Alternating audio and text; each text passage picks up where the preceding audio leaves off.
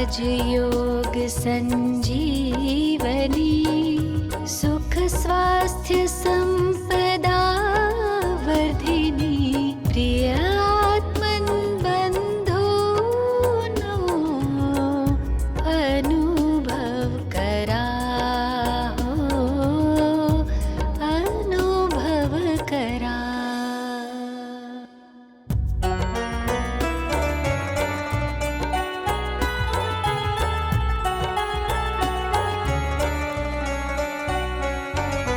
शिव पिता योग शिकवी दुःखाचा वडवा विझवी जीवन नंदन वन फुलवी ज्ञानामृत रस पान करा अनुभव करा।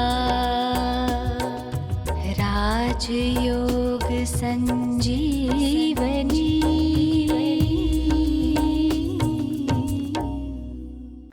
नमस्कार दर्शक मित्र, राजयोग एक संजीवनी यामध्ये मी तुमचं खूप खूप स्वागत करते।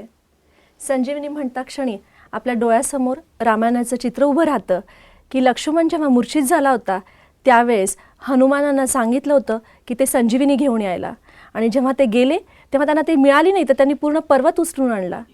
तर अशाच प्रकारे आपल्याकडे पण बरेच असे अनुभवी वक्ते येतात, अनुभव संपन्न मूर्ती येतात, जे आपल्याला फक्त एक संजीवनी नाही तर पूर्ण पर्वत देत आहेत। आणि मला निश्चित असा अनुभव आहे की याच्यामधनं कोणाला तरी एक तरी संजीवनी जरूर मिळेल। तर मित्रांनो, आज या राजयोग एक संजीवनीमध्ये आपण एक खूप सुंदर विषयांवर चर्चा करणार आहोत की परमात्म्याशी आपली संबंध कसे असतील आणि त्या संबंधातून आपल्याला अनुभूती कशी होऊ शकेल। वेगवेगळे संबंध आणि त्याची अनुभूती आपण बऱ्याचदा ऐकलेलं आहे की त्वमेव माताश्च पिता त्वमेव त्वमेव बंधू सखा त्वमेव। ही जी आरती आहे, ही स्तुती आहे, भारतातील प्रत्येक घरामध्ये त्या सर्वोच्च शक्तीसाठी गायली जाते। गाणारे लोक अनेक, परंतु अनुभव करणारे कोणी विरळेच असतील। परमात्म्याची संकल्पना खूप असल्यामुळे कदाचित कोणाला माता किंवा पिता म्हणायचं, कोणाला बंधू किंवा सखा म्हणायचं, याबद्दल कन्फ्युजन निर्माण होतो। त्यामुळे कदाचित आपल्याला त्याची प्राप्ती किंवा त्याचा अनुभव आपल्याला करता येत नाही आहे। परंतु संबंधाशिवाय आपलं जीवन खूप विरान आहे, संबंधाशिवाय आपण जगूच शकत नाही। तर या संबंधातून ही कशी प्राप्ती करून घेऊ शकतो, आपले प्रत्येक संबंध त्या पित्याशी आपण कसे जोडू शकतो, ईश्वर हा कोण आहे, त्याच्याशी आपली अनुभूती आपण कशी घेऊ शकतो, हे आणि असे बरेच प्रश्न या सगळ्या शृंखलेमध्ये आपण चर्चा करणार आहोत। इतिहासामध्ये आपण बऱ्याचदा ऐकलेलं आहे किंवा वाचलेलं आहे की मीराची जी कृष्णासाठी पती मानून जी भक्ती तिने केली, तिचं ते प्रेम निराळच होतं। त्याचप्रमाणे अर्जुनाची कृष्णाबरोबरची मित्रताही खूप निराळीच। आणि द्रौपदीनी संकटाच्या वेळी जेव्हा कृष्णाचा धावा घेतला त्यावेळेस कृष्णाने रक्षणकर्त्याच्या रूपामध्ये तिला जो पाठिंबा दिला तोही पूर्ण जगावेगळाच। तर अशी बरेच उदाहरणं आपण ऐकलेली आहेत। परंतु वर्तमानमध्ये पण आपण अशा बऱ्याच ब्रह्मकुमारी बहिणी बघतो की ज्यांनी स्वतःचं जीवन त्या ईश्वराच्या प्रेमापोटी संपूर्ण समर्पण केलेलं आहे। अशीच एक अनुभव संपन्न मूर्ती आज माझ्याबरोबर स्टुडिओमध्ये आहेत की ज्यांनी 42 वर्षापासून त्या ईश्वराच्या प्रेमापोटी आपलं संपूर्ण जीवन दिलेलं आहे आणि त्याचा संदेश जनजनपर्यंत पोहोचण्यासाठी त्या कार्यरत आहेत। आदरणीय शीला दीदी, ज्या वर्तमानमध्ये नवी मुंबई वाशी या सेवा केंद्राचं सुचारू रूपणी संचालन करतात आणि या विषयावर त्यांचं स्वतःचं पूर्ण 42 वर्षाचा प्रवास, त्यांचे वेगवेगळे संबंध परमात्म्याबरोबरचे, त्या पित्याबरोबर त्या ज्या कशा वाढल्या आणि कसं त्यांचे अनुभव आहेत याविषयी आपण या संपूर्ण शृंखलेत चर्चा करणार आहोत। तर मी दीदींचं खूप खूप स्वागत करते। दीदी, स्वागत आहे तुमचं। नमस्कार, ओम शांती। दीदी, आपण बघतो की कोणताही संबंधाची जी मूळ आहे, ज्याचा जो फाउंडेशन आहे, तो संबंध असा वाटतो की आयदर आपल्याला ओळखावं लागतं किंवा त्याच्यामध्ये आपला इंटरेस्ट असावा लागेल किंवा आपलं वेवलेंथ त्याच्याबरोबर मॅच व्हायला जरुरी आहे। तर ह्या कोणत्या अशा गोष्टी आहेत की ह्या तिन्ही गोष्टी परमात्म्याबरोबर लागू पडतात?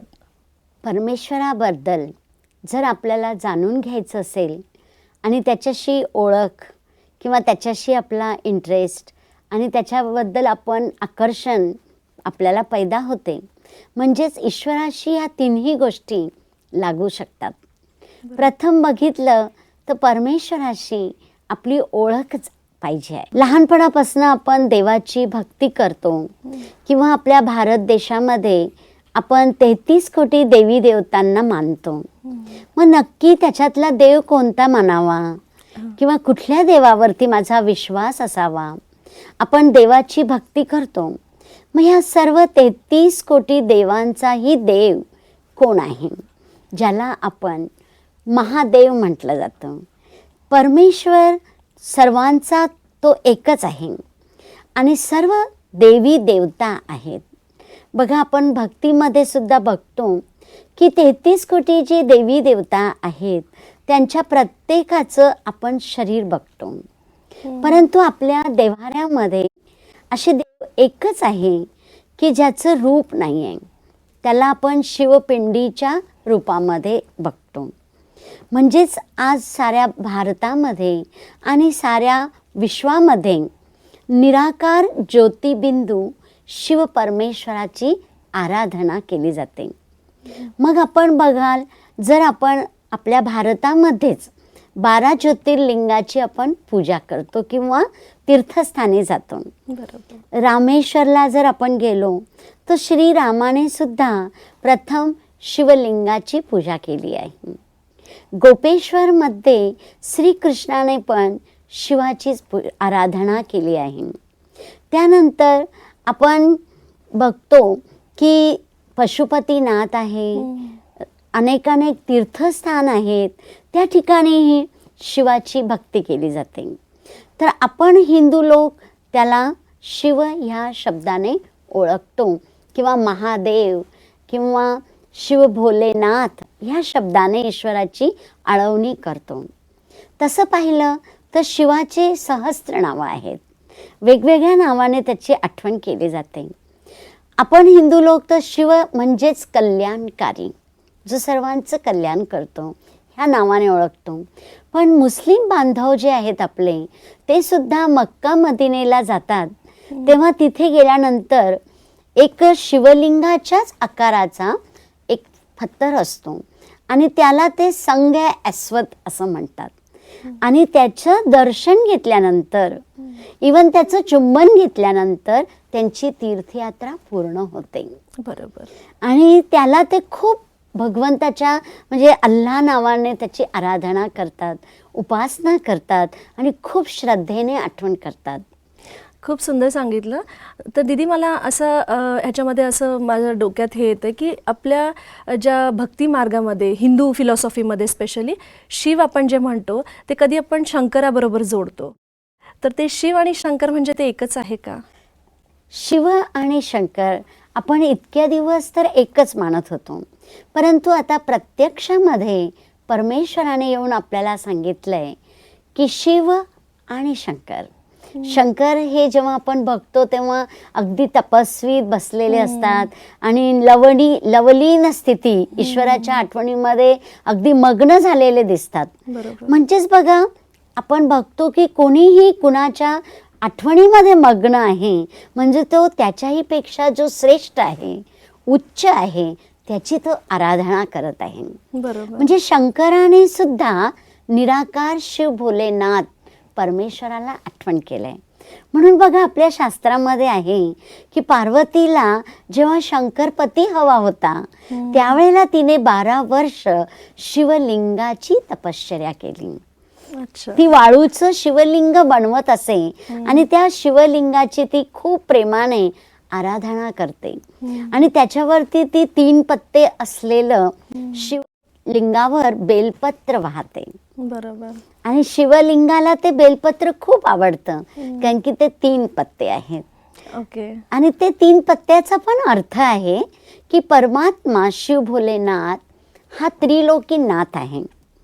परमेश्वर ह्या सृष्टीवर जेव्हा येतात तेव्हा ब्रह्मा, विष्णू आणि महेश ह्या 3 देवतांच्या द्वारे नवीन दुनियेची स्थापना करतात. ओके. आणि म्हणूनच इंग्लिशमध्ये परमेश्वराला गॉड म्हणतात. GOD, God. जी म्हणजे तो जनरेटर आहे, स्थापक आहे. ओ म्हणजे तो ऑपरेटर आहे, पालनहार आहे. आणि डी म्हणजे तो डिस्ट्रक्टर आहे, सृष्टीचा विनाश करणारा पण आहे. स्थापना, पालना आणि विनाश ह्या तिन्ही गोष्टींना जो चालविणारा आहे, सूत्रधार आहे, तो निराकार ज्योतिबिंदू शिव भोलेनाथ आहे. बरोबर. तर मग आपण म्हणतो की त्याला सर्वात अगोदर त्याची पूर्ण ओळख असायला पाहिजे. तर ओळख म्हणजे ते लिंगाच्या रूपमध्ये तुम्ही सांगितलं. तर ते लिंगाच्या रूपमध्ये त्याला आठवण करायची, म्हणजे आपल्यासमोर कोणता दुसरा ऑब्जेक्ट नाही, तर ते लिंग म्हणजेच शिव. होय. की अजूनही त्याचं काही तुम्ही वेगळ्या रूपाने त्यांना आठवण करता, की त्या लिंगामध्येच आपण जर आठवण केली तर ती कशी आठवण होऊ शकेल? परमेश्वर हा ज्योतिबिंदू स्वरूप आहे. बरं. रूपाने बिंदू आहे आणि गुणाने सिंधू आहे. परमात्मा शिव भगवंत हे एक स्टार प्रमाणे आहे. ओके. एक चमकणारा आकाशामध्ये कसा सितारा असतो तशाप्रमाणे परमेश्वर सिताराच्या रूपामध्ये प्रकाश रूप आहे. परमात्मा हा एक लाईट रूप आहे. परंतु आपल्याला भक्तीमध्ये काहीतरी पूजा करण्यासाठी हवं आहे, म्हणून मानवाने त्याला शिवलिंगाच्या आकार दिला आहे. आणि खाली जे आसन आहे तर ते परमेश्वराला असंच कसं दाखवणार, म्हणून एक आसन दाखवलेलं आहे, ओके. ज्याला आपण साळुंका असं म्हणतो. अच्छा. है ना. आणि वास्तवमध्ये परमेश्वर जो आहे तो ज्योतिबिंदू स्वरूप आहे. आणि म्हणूनच आपण त्या शिवाला 3 रेषा त्याच्यावरती काढतो. तर त्या 3 रेषा ज्या आहेत त्या पण ब्रह्मा, विष्णू आणि महेश ह्या 3 देवतांची यादगार आहे. पण ह्या तिन्ही देवतांना चालविणारा शिव भोलेनाथ आहे. परमेश्वर हा गुणाने बिंदू जरी असला तरी तो सर्व शक्तिवान आहे. ओके. आणि तो इतका श्रेष्ठ आहे आणि तो आपल्याला प्रत्येक क्षणाला मदत करणार आहे. जसं काही बघा, एखाद्या हॉस्पिटलमध्ये आपल्याला बघतो की पेशंटला त्रास होत असेल किंवा काही बोलवायचं आहे एखाद्या डॉक्टर्सला किंवा एखाद्या सेवाधारीला, तर आपण बटन दाबलं की तो तिथे येतो. त्याचप्रमाणे आपण सुद्धा देवाची ज्या वेळेला आठवण करतो तर त्या ज्योतिबिंदू परमेश्वराला आपली लाईट एका सेकंदात पोहोचते.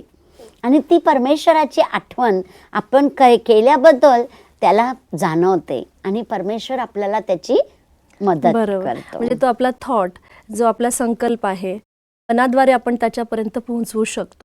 तर ओळख स्पष्ट पाहिजे कोणत्याही संबंधामध्ये. तर तुम्ही जी ओळख सांगितली. दुसरं आपण हे बघतो की काहीतरी म्हणजे आपण अट्रॅक्ट होतो त्या संबंधामध्ये.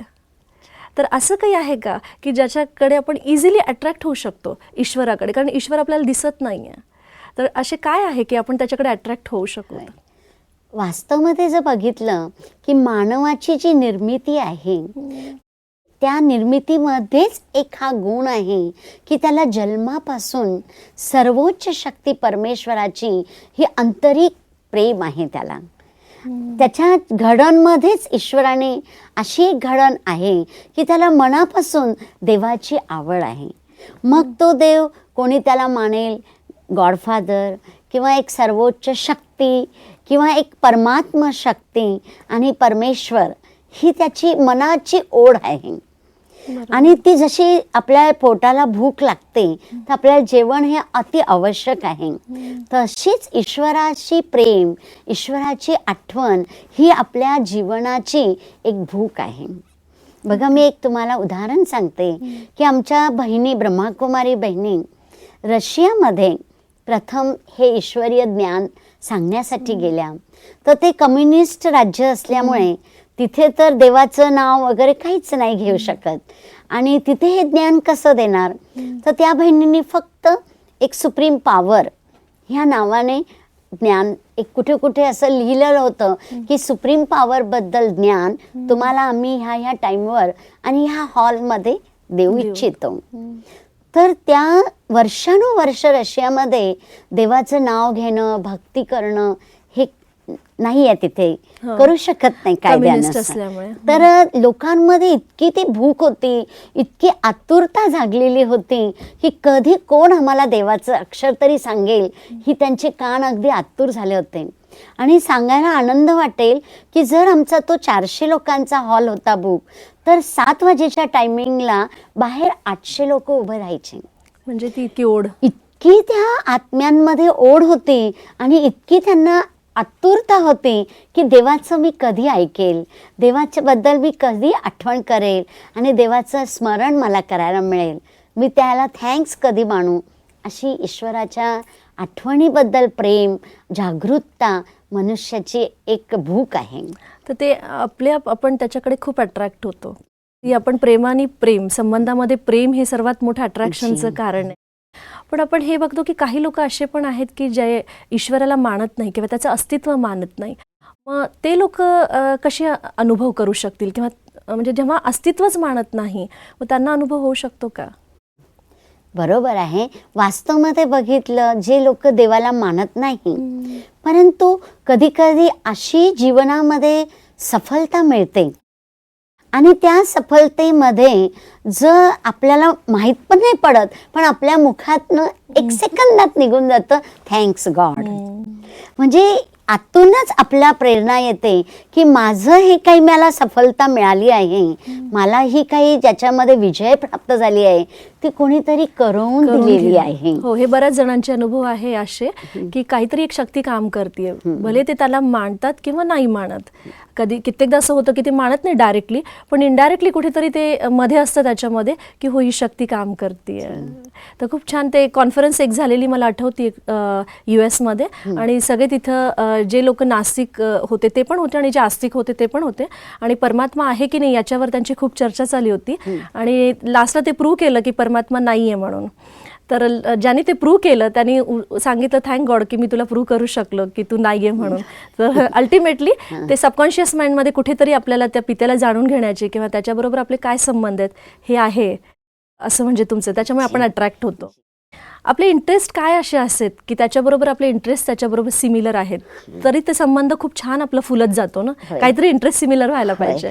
परमेश्वर जो आहे त्या परमेश्वराची मुलं आपण आहोत, कारण की आपल्यामध्ये शरीराला चालविणारा एक आत्मा आहे आणि त्या आत्म्याचे जे गुण आहेत आणि ईश्वराचे जे इंटरेस्ट आहेत, आपला इंटरेस्ट आणि ईश्वराचा एक गुण हे एकच आहेत.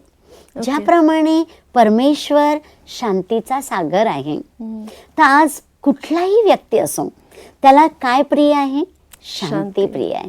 बघा, घरामध्ये दिवसभर कोणीतरी सारखं भांडण करतंय, अशांती करतंय, क्रोध करतंय, म्हणजे अशांतीचा आपण म्हणतो हा घर आहे, पण तरी सुद्धा त्या अशांतीमधनं सुद्धा त्याला काय आवडत असते? शांती आवडत असते. आपल्या आत्म्याचा स्वधर्म हा शांती आहे आणि परमेश्वर हा शांतीचा सागर आहे. त्याचनंतर आपल्याला काय आवडतो? आनंद आवडतो. परमेश्वर आनंदाचा सागर आहे, परमेश्वर सुखाचा सागर आहे.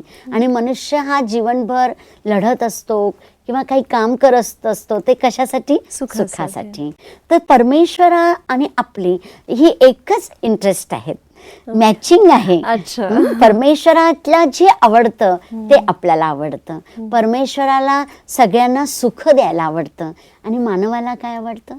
सुखच आवडतं. आपण बघा, ज्या दिवशी सर्वांना सुख देतो त्या दिवशी आपल्याला किती छान झोप लागते आणि इतकी गाढ झोप लागते की स्वप्नामध्ये पण आठवत आहे की आपण ह्या व्यक्तींना सुख दिलंय, त्यांची मला दुआए मिळाली आहे, आशीर्वाद मिळाली आहे. आणि परमेश्वर सुद्धा आपल्या सर्वांना सुख देणारा आहे, प्रेम देणारा आहे. तो प्रेमाचा सागर आहे आणि आज प्रत्येक मानवाला प्रेम हवं आहे. त्या प्रेमापोटी तो वाटेल ते करायला तयार आहे. तर प्रेम हे ईश्वराचं संबंधामध्ये इंटरेस्टिंग आहे. त्यालाही प्रेम आवडतं, आपल्यालाही प्रेम आवडतं. म्हणजे ते इंटरेस्ट इतकं मॅच होतं की आपण त्याच्या जवळ खूप जाऊ शकतो आणि ती अनुभूती घेऊ शकतो. पण जसं आपण सांगतो की इंटरेस्ट सेम आहे, पण भक्तीमध्ये तर आजपर्यंत म्हणजे मी पण किती मंदिरामध्ये गेले आणि जनरली हे बघतो की जेव्हा पण त्याच्यासमोर आपलं डोकं आपण नतमस्तक करतो तेव्हा पहिल्यांदा डोक्यात येतं की मी कामी आहे, मी कपटी आहे. तर म्हणजे इंटरेस्ट इतकं सेम असून सुद्धा मग आपण इतक्या खाली लेवलला का जातो? ज्या वेळेला आपण ह्या सृष्टीमध्ये जन्मजन्मांतर चक्र लावतो आणि ह्या संसार सागरामध्ये कर्मक्षेत्रावर येतो, त्यावेळेला ह्या शरीराच्या संगतीमध्ये राहून राहून आपल्यामध्ये वेगवेगळे अवगुण येतात. कधी कधी आपल्यामध्ये क्रोध येतो, अहंकार येतो, नफरत, जेलसी येते. तर त्यावेळेला आपल्या मनामध्ये एक भावना होते की परमेश्वर तर एव्हर प्युअर आहे. परमेश्वर प्रकाशाचा पुंज आहे, तो पवित्रतेचा सागर आहे. तर मी कुठेतरी खाली आलेलो आहे. आणि त्यामुळे आपण स्वतःला समजतो की देवा तू खूप चांगला आहे, तू उच्च आहे, मी तर धूळ आहे. पण देवाला वाटतं नाही बच्चा, तू माझा धूळ नाही, तू माझ्या समान आहेस, तू माझ्या बरोबर आहे. कारण की आपण त्याचे पुत्र आहोत. वडिलांना नेहमी वाटतं, भले मुलगा रिअलाइज करतो की मी काहीतरी चूक केली आहे, पण वडिलांचं लक्ष असतं की माझ्या मुलाची चूक मला सुधरवायची आहे आणि त्याला माझ्या समान बनवायचं आहे, परंतु माझ्यापेक्षा उच्चही बनवायचं आहे. बरोबर. खूप सुंदर. म्हणजे आपण ही जी मान्यता आहे की भक्तीमध्ये आपण जाऊन प्रत्येक वेळेस मंदिरामध्ये मी तुझ्या चरणाची धूळ आहे हे जर सांगितलं तर मला असं वाटतं आपण उठणं मुश्किल आपल्यासाठी. कारण प्रत्येक वेळेस आपण ते स्वतःला रिमाइंड करत असतो की मी तुझ्या चरणाची धूळ आहे. तर ही मान्यता बदलण्यासाठी हे खूप आवश्यक आहे की त्याचं संपूर्ण आपल्याला सत्य परिचय होणं जरुरी आहे. तर परिचय जरी झाला आणि ही आपली मान्यता बदलली तर तुमचं असं म्हणणं आहे की ही माझी मान्यता जी बदलली आहे ती ह्याच्यामुळे की आपण ओरिजिनली चांगले होतो, पण नंतर हे हे अवगुण सगळे अवगुण आपल्यामध्ये आले. तर त्याचं मेन कर्तव्य काय मग परमात्माचं की तो हे आपल्याला सत्य परिचय स्वतःचं देऊन आपले अवगुण काढून गुणवान बनवतात आणि परिचय देतात. ओके. तर त्याचं तुम्ही स्वतः प्रॅक्टिस करतात आणि स्वतः तुम्ही त्याचं ज्ञान घेतात. खूप सुंदर. तुम्हाला तर याचं आहेच आहे. खूप छान सांगितलं तुम्ही. तर परमात्म्याचा परिचय मला तो सत्य स्वरूप आहे, तो ज्योतिर्बिंदू स्वरूप आहे, म्हणजे तो प्रकाश स्वरूप. आणि तुम्ही एक सांगितलं होतं मध्ये की मी स्वतः एक आत्मा जी आहे ती पण तशी आहे. तर हे कसं काय? म्हणजे कारण आजपर्यंत मी पूर्ण वेळेस माझ्या शरीराला बघते आणि मी संपूर्ण दिवस शरीराच्या आठवणीमध्ये जास्त असते. तर ते शक्य आहे का त्याला तसं विचार कर? आपण ज्या वेळेला सकाळी उठतो त्यावेळेला आपल्या मनामध्ये एक पहिला विचार आणायचा आहे की मी शरीर नाही, परंतु ह्या शरीराला चालविणारी एक चैतन्य सत्ता आहे. आणि आपल्या शरीरामध्ये आपल्या दोन्ही भुवयांच्या मध्यभागी, भ्रुकुटीच्या मध्यभागी आतमध्ये जिथे आपली आत्माचा निवास आहे. आणि ती आत्मा एक ज्योतिबिंदूच आहे. ज्याप्रमाणे परमेश्वर ज्योतिबिंदू आहे, परंतु तो सुप्रीम आहे आणि आत्मा ही त्याची मुलाप्रमाणे आहे. आत्मा ही ज्योतिबिंदू ही शांत स्वरूप, आनंद स्वरूप, प्रेम स्वरूप आहे, सुख स्वरूप. 7 क्वालिटीज आत्माच्या. आणि ह्या 7 क्वालिटीजने आत्मा परिपूर्ण असते. आणि म्हणून आपल्याला निदान 1 तासाने एकदा का होईना ही एक जागृती आणली पाहिजे की मी देह नाही, मी एक चैतन्य सत्ता आहे.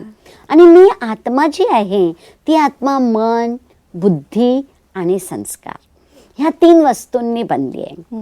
आणि ह्या 3 वस्तू मन, बुद्धी, संस्कारची आत्मा मी सदैव शांत आहे. बरोबर. ही जागृती आपल्याला एक रिमोटचं काम करेल, रिमोट कंट्रोलचं काम करेल. दीदी, आज तुम्ही जे मार्गदर्शन दिलंय इतकं सुंदर, त्याबद्दल मी तुमचे खूप खूप थँक्स करते. इतकं स्पष्ट शब्दामध्ये तुम्ही परमात्म्याचं परिचय सांगितला, त्याला कसं ओळखता येतं आणि संबंधामध्ये खूप जरुरी आहे. मॅचिंग कसं होऊ शकतं, इंटरेस्ट कसे सिमिलर होऊ शकतात ते तुम्ही सांगितले. तर आपण याविषयी पुन्हा पुढच्या सत्रात आपण चर्चा करणार आहोत. पण तोपर्यंत तुम्हाला नमस्कार. मित्रांनो, तुम्ही आज बघितलं की संबंध कसे बनवायचे आणि त्यासाठी कोणते कोणते आधार लागतात याची सुरुवात आज आपण केलेली आहे. पुढे आपण बरेच संबंध बघणार आहोत आणि याच्यामध्ये कसे कसे आपण या संबंधाची अनुभूती करणार आहोत तेही सांगणार आहे. पण आजच्या या सत्रामध्ये दीदीनं आपल्याला खूप स्पष्ट शब्दात सांगितलेलं आहे, शिव आणि शंकर आजपर्यंत आपण जे एक मानत होतो तर ते कसे वेगळे आहेत. शंकर स्वतःही शिवची आराधना कशी करतात. स्वतः शिव हे एक प्रकाश स्वरूप आहे. प्रत्येक धर्मामध्ये त्याला त्या प्रकाश स्वरूपमध्ये मान्यता मिळालेली आहे. आणि आपण स्वतःही प्रकाश स्वरूप कसे आहोत. जेव्हा हे स्पष्ट होतं तेव्हा आपल्याला आपले इंटरेस्टही लक्षात येतात की जो त्याचा इंटरेस्ट आहे तोच माझा पण इंटरेस्ट आहे. तर जेव्हा हे लक्षात यायला लागतं तेव्हा संबंधाचा पाया बनायला सुरुवात होतो. आणि एकदा संबंधाचा तो पाया बनला की मला वाटतं इमारत खूप सुंदर बनत जाईल. तर तुम्ही आमच्याबरोबर नेहमी राहा, तुम्ही हे सत्र पहा, तुम्हाला याच्यामधनं खूप सुंदर संजीवनी मिळेल मला आशा आहे. तोपर्यंत मला रजा द्या.